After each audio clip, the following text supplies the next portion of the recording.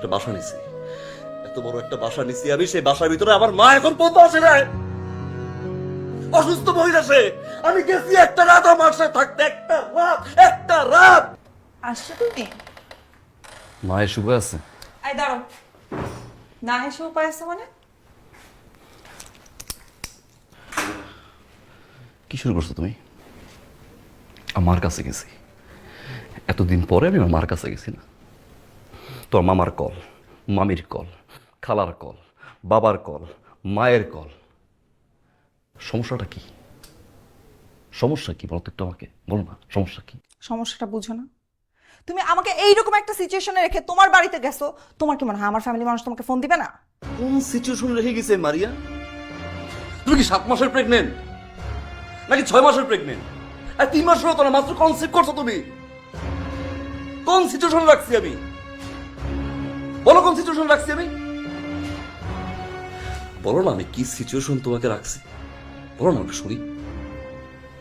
যা বলছো তাই তো করছি না?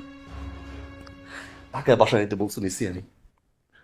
ফার্নিচার যা যা লাগবে, সুন্দর বাসা, এত সুন্দর বাসা করছি আমি, আর কোনো কিছু অভাব নেই। বাসা করছি না আমি, করছি তো না। তো মামা আসছে, মামি আসছে, বাবা আসছে, আমার কোনো আপত্তি নেই কিন্তু এতে। আমার মা আসছে, আসা হয়তো। একটা বাসা নিছি, এত বড় একটা বাসা নিছি আমি, সেই বাসার ভিতরে আমার মা এখন পর্যন্ত আসে নাই। অসুস্থ মহিলা সে, আমি গেছি একটা রাত আমার সাথে থাকতে, একটা রাত ফোনের পর ফোন। আচ্ছা টেল মি ওয়ান থিং, না শুনুন, টেল মি ওয়ান থিং। আমার সংসার, আমি বিয়ে করছি, আমি তো ম্যাচিউর না, ম্যাচিউর না, ম্যাচিউর তো না, ম্যাচিউর না।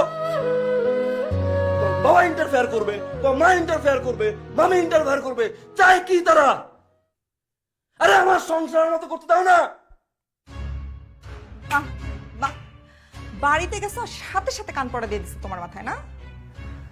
আল্লাহই জানে অসুস্থ নাকি অভিনয় ভান ধরে। এক থাপ্পড় দিয়ে দাঁত চক ফেলে দিন, মানে একটু উল্টো কথা বলছো, অনেক সহ্য করছি। কেন সহ্য করছি জানো?